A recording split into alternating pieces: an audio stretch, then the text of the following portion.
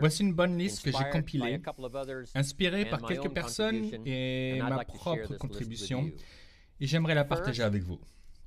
Premièrement, apprendre la puissance d'un objectif. Une personne avec un objectif dans sa vie vise quelque chose, sa vie a un sens. Un auteur le décrit ainsi. Pour certains, ça devient une magnifique obsession. Et pour vous et moi, pas besoin d'être aussi dramatique qu'une magnifique obsession. Mais ça doit être un truc qui nous fait quelque chose, qui nous projette, surtout dans le futur. On subit beaucoup d'influences, dont l'influence du passé. Certains sont toujours attirés par leur passé. D'autres sont toujours attirés par les distractions. Mais ceci est puissant. Si vous avez une liste d'objectifs dans la vie, ça vous projette dans le futur. Plus l'objectif est fort ou difficile à atteindre, plus il vous projette. Et voici l'autre grand avantage si vous avez un objectif pour l'avenir. Ça vous aide à surmonter toutes sortes de défis et de difficultés. Si vous n'avez pas d'objectif pour l'avenir, il est facile de se laisser abattre par une mauvaise journée. Il est facile d'être annihilé par un mauvais mois. Et il est facile de disparaître sous les vagues d'une mauvaise année, si vous n'avez rien pour vous projeter au-delà de ça.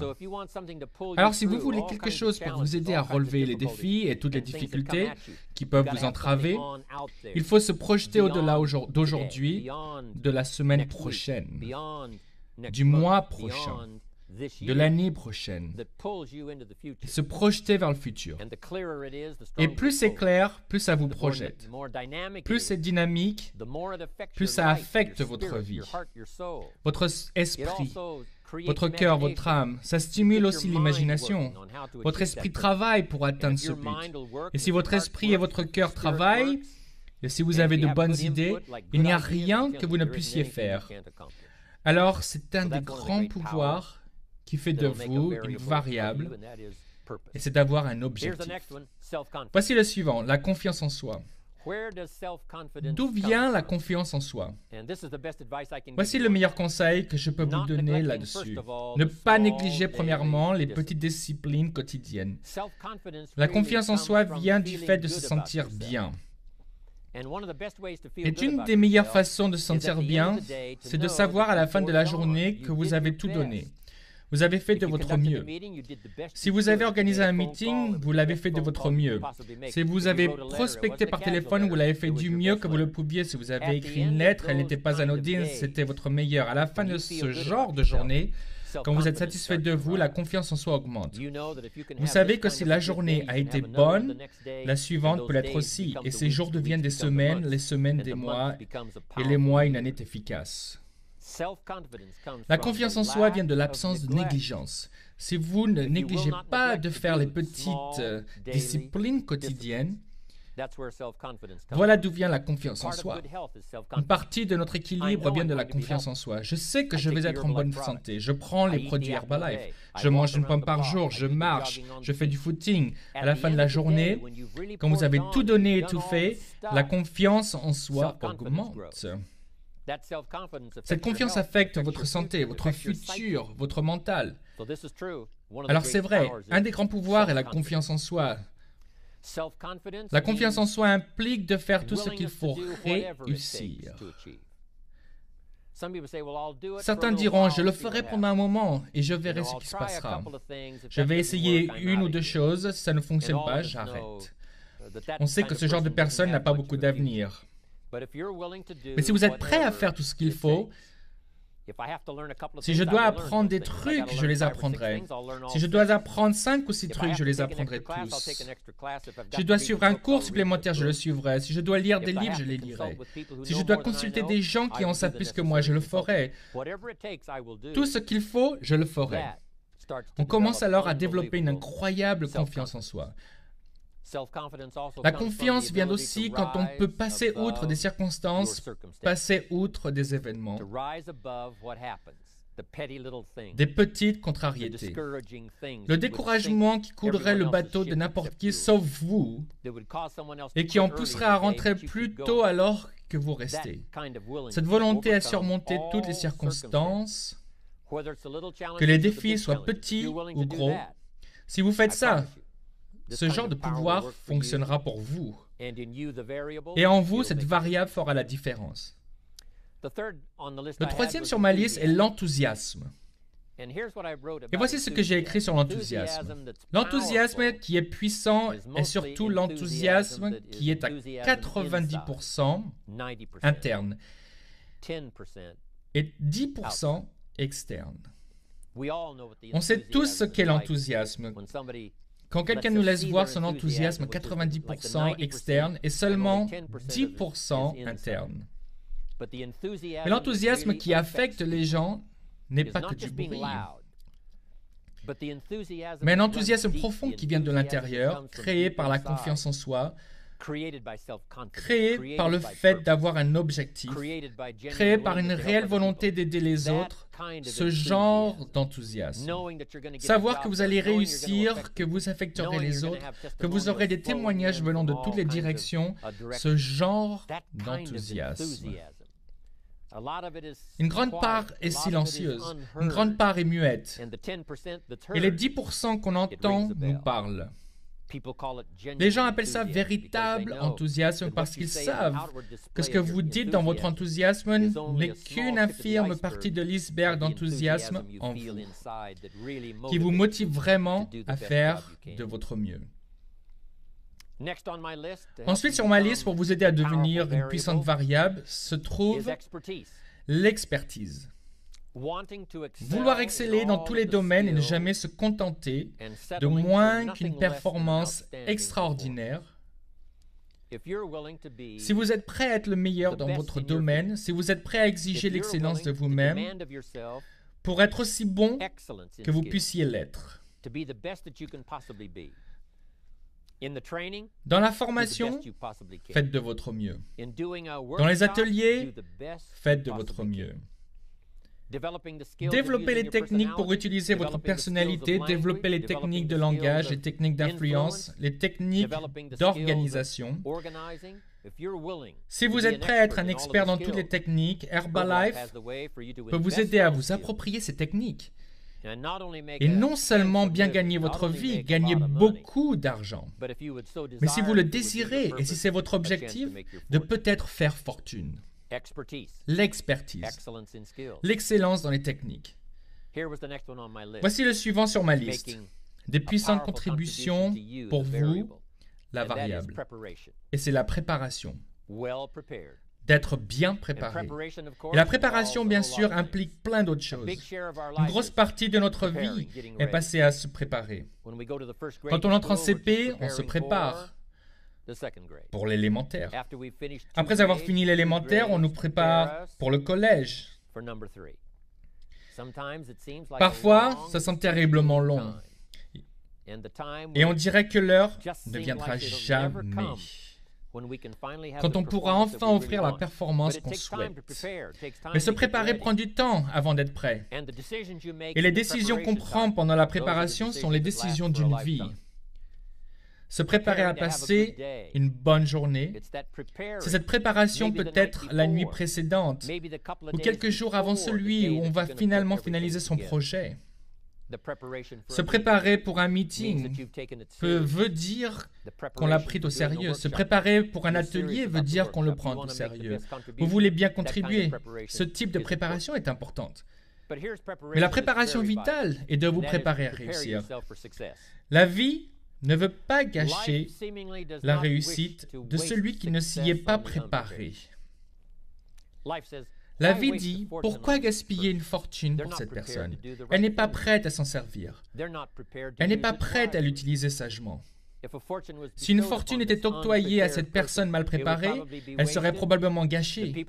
Les gens qui auraient pu être touchés ne le seront pas. Ce qui aurait pu être fait ne le sera pas parce que cette fortune aura été gaspillée pour une personne mal préparée. Alors ne cherchez pas juste la fortune et n'en cherchez pas la promesse, mais préparez-vous et demandez-vous, que puis-je faire pour me préparer? Parce que la vie n'a pas été conçue pour nous donner ce qu'on veut, ni pour nous donner ce qu'on a besoin. Mais la vie a été conçue pour nous donner ce qu'on mérite. Chaque valeur dans la vie a un prix. Et ceux qui payent sont ceux qui reçoivent. Il est dit, ceux qui donnent reçoivent. Quelqu'un dit, je veux recevoir. Inutile de se concentrer sur recevoir. Devenez juste un bon donneur. Il est dit, ceux qui cherchent trouveront. Quelqu'un dit, j'ai besoin de bonnes idées pour changer ma vie à l'avenir. Les bonnes idées ne viennent pas parce que vous en avez besoin. Elles viennent quand vous cherchez. Si vous voulez des idées, cherchez. Il faut suivre les cours, il faut aller aux ateliers et aux formations. Il faut lire le livre, d'accord? Lire le journal, d'accord? Allez où les bonnes idées sont enseignées. Cherchez, fouillez, parce qu'elles ne seront pas gaspillées pour ceux qui ne les cherchent pas ou ceux qui sont mal préparés. Alors préparez-vous à être prêt quand la fortune viendra, prêt à relever le défi, prêt à saisir l'opportunité quand elle surgira. L'opportunité surgit et délaisse celui qui est mal préparé. Je veux me préparer cette année pour l'année prochaine. Oui, je veux être efficace cette année, mais je pense aussi à des moyens. Comment m'améliorer? Comment rendre mes idées plus fortes? Comment les rendre plus claires? Comment toucher dans un an des gens que je n'ai pas encore touchés? Je n'ai pas puisé assez profondément en moi pour en affecter certains. Certains ne font que passer et disent « Hé, excellent discours !» Mais comment le rendre plus fort, plus profond, plus puissant? Je ne peux pas être aussi puissant que je pourrais l'être l'an prochain. On ne peut pas passer de la 6e à la terminale. Il faut passer les étapes. Mais plus vous êtes préparé, quand la terminale arrive enfin, vous pouvez être récompensé et en profiter 2, 3, 5 fois plus parce que vous étiez préparé. Je veux me surpasser cette année pour Herbalife, mais je veux préparer 1999. Puis, quand viendra l'année 2000, à la fin du millénaire, je veux être prêt grâce à l'expression, à l'instant, au tempérament, à la personnalité, à l'influence, à être vraiment important en 2000, 2001, 2002, 2003, 2004, 2005. Voilà mon objectif. Je suis sûr que c'est votre objectif. Voici le suivant. L'autonomie apporte beaucoup. L'autonomie veut dire que vous fiez toujours à vous-même. Ce serait bien si quelqu'un vous donnait ceci ou cela. Ce serait bien si tout le monde faisait son travail correctement. Et voici ce qu'il faut faire. Se fier principalement à soi.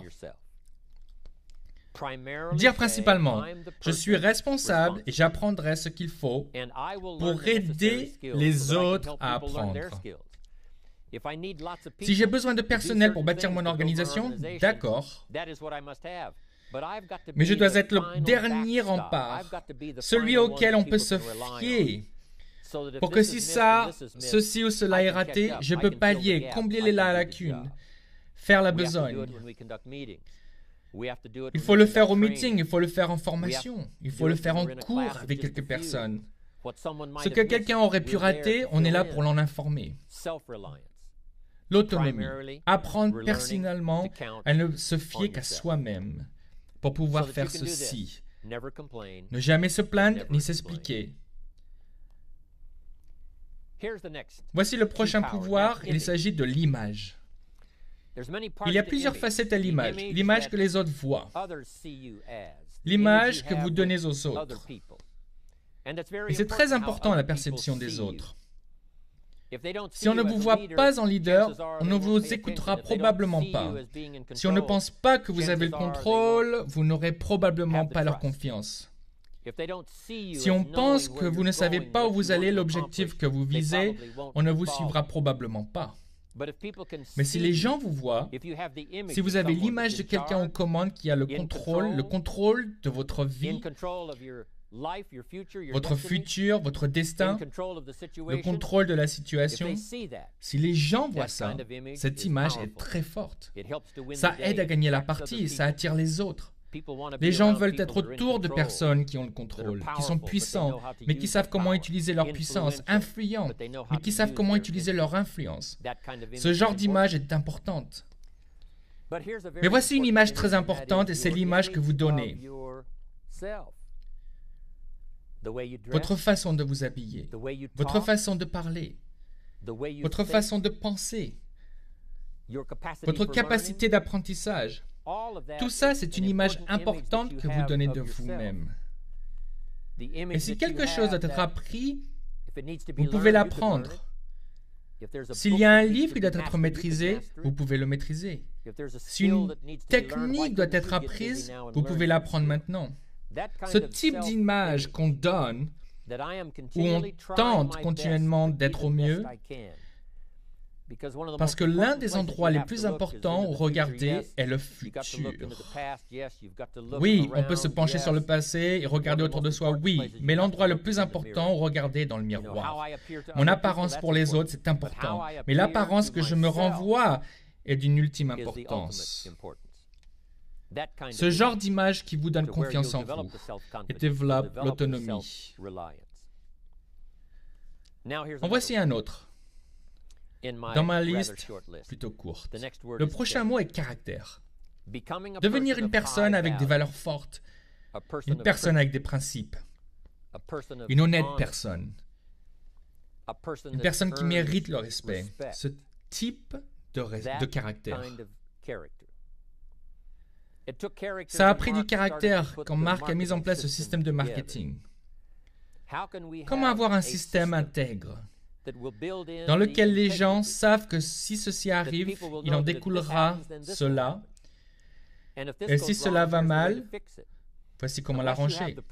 À moins d'avoir les principes, le caractère et l'intégrité, pour mettre en place un plan viable pour une grande diversité de gens, le système ne tiendra pas longtemps. Et je suis assez vieux pour avoir vu, et vous aussi j'en suis sûr, beaucoup de systèmes démarrer et faillir. Et la raison, c'est qu'ils n'étaient pas conçus avec intégrité. Ils n'avaient pas de caractère. Ils n'étaient pas conçus pour bien faire. Ils étaient peut-être conçus pour profiter, vous savez, faire de l'argent aussi vite que possible et s'arrêter. Marc était là quand d'autres ont profité de lui il y a des années, avant Herbalife.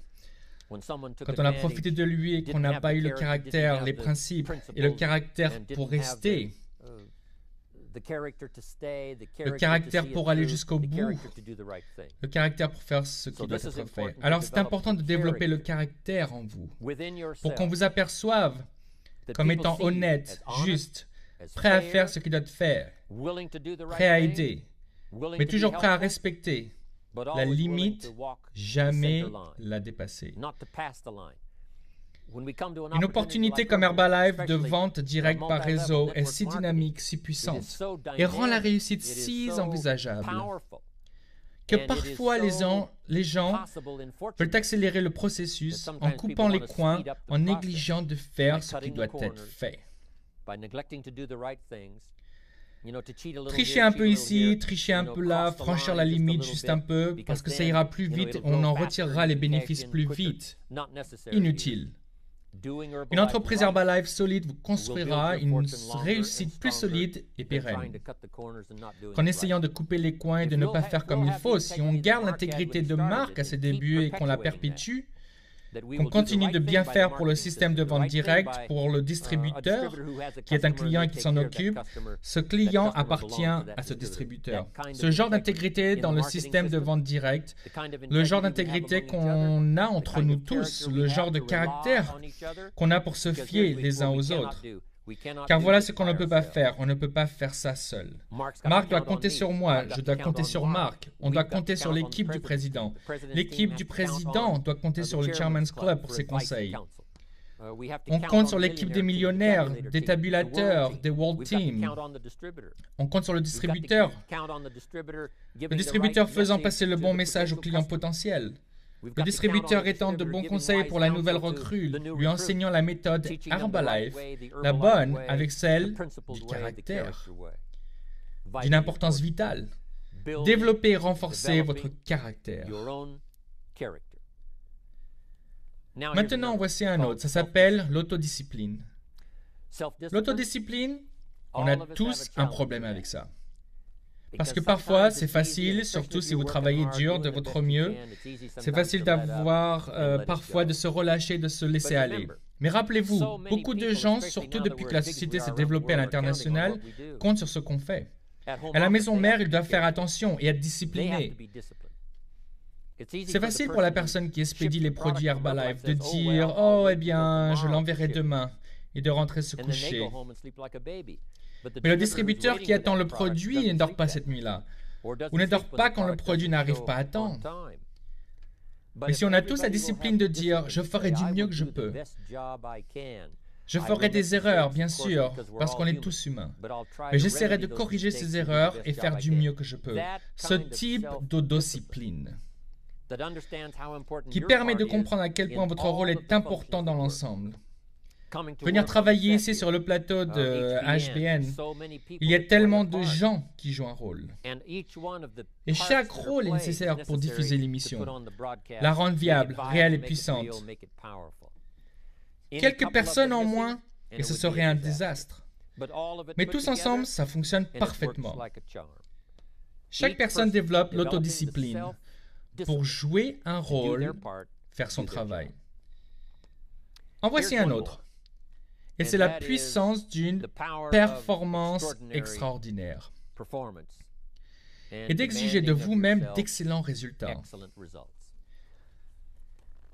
C'est tellement important. Pour vivre l'extraordinaire, il faut faire l'extraordinaire. Pour une réussite extraordinaire, il faut faire des choses extraordinaires. Pour une réussite extraordinaire, il faut céder aux exigences allant de pair avec cette réussite. Marc a tellement bien réussi. Les vrais chiffres sont presque incompréhensibles. Mais devinez ce qu'il a la satisfaction de savoir. Il l'a mérité.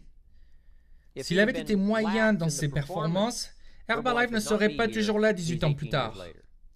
Herbalife aurait été un astérisque dans l'histoire de la vente directe par réseau. Mais parce qu'il a été performant année après année, la 3e et la 5e, la 7e, comme la 10e, la 12e, la 15e et continuant de plus belle la 18e année.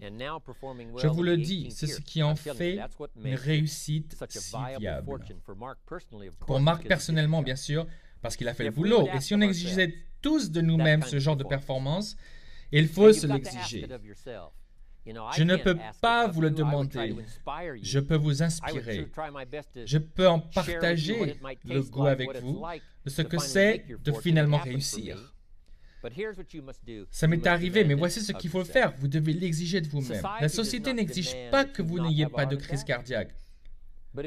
Mais pour ne pas en avoir une, vous devez l'exiger de vous-même. La société n'exige pas que vous preniez les produits Herbalife pour être en meilleure forme. Vous devez l'exiger de vous-même. La société n'exige pas que vous fassiez du footing tous les matins. Mais pour être en forme, vous devez l'exiger de vous-même. La société n'exige pas que vous lisiez quelques livres par semaine pour améliorer votre intelligence et vos connaissances. Vous devez l'exiger de vous-même. La société ne demande pas d'ériger un mur autour de sa famille que rien ne peut traverser. Ce n'est pas une demande de la société. Mais vous devez l'exiger. Si vous le voulez, exigez-le de vous-même. La société ne vous demande pas d'apprendre une liste de 10 techniques pour assurer votre avenir et celui de votre famille. La société ne le demande pas, ne l'exige pas. Ce n'est pas une loi, mais si vous en voulez les bénéfices, vous devez l'exiger de vous-même.